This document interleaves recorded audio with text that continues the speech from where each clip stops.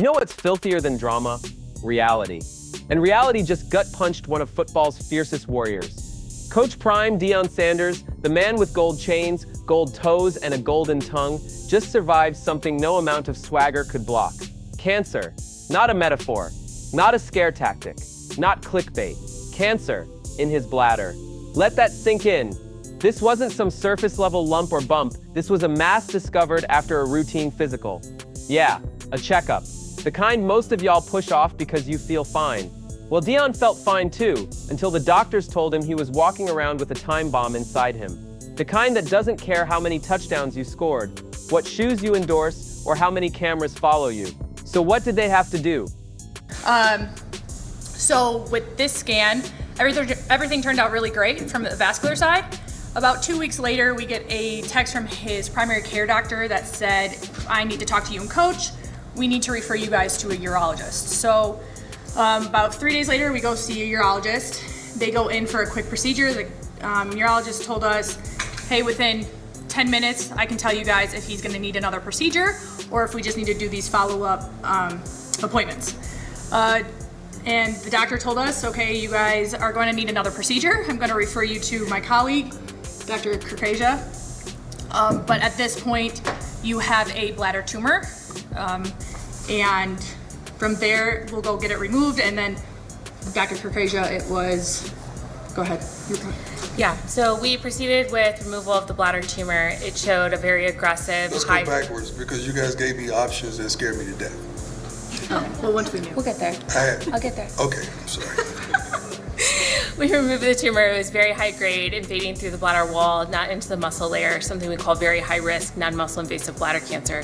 So we did discuss options. We discussed some options of treatment in the bladder, and we discussed bladder removal as well. Given his commitments to his family and to the team, elected to undergo a bladder removal. We performed a full robot-assisted laparoscopic bladder removal and creation of a new bladder, and I am pleased to report that the results from the surgery are that he is cured from the cancer. They took out his entire bladder. Gone. Removed. And to keep him alive, they had to create a new bladder using a piece of his intestine. Think about that. Your gut's now working double time just so you can survive. That's the reality of cancer. It don't play fair, it don't wait for the season to be over. It don't care if you're coaching a college team, preaching motivation, or inspiring millions. It creeps in like a coward, trying to steal your legacy from the inside out. But Deion, he ain't done. This fall, he's gonna be right back on that sideline, coaching the Colorado Buffaloes like a general with fresh scars.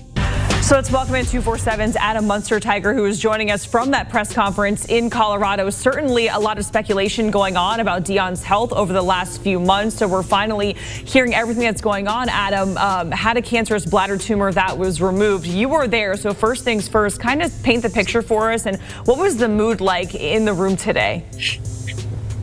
Interesting. I got here about an hour before the press conference, and you know, there's just been so many rumors, and you've got so many people that are sharing different theories on what took place. And it really has been a long couple months of just the rumor mill going.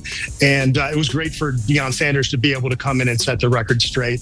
Obviously, this is something that looks very promising for him going forward, because he did opt to have his bladder completely removed. And basically, they create a new bladder using your own intestine. And the doctor said that, you know, this is not something that with cancer that she's going to say you're cured if she's not very confident. Bladder or not, he's showing up, because that's what warriors do.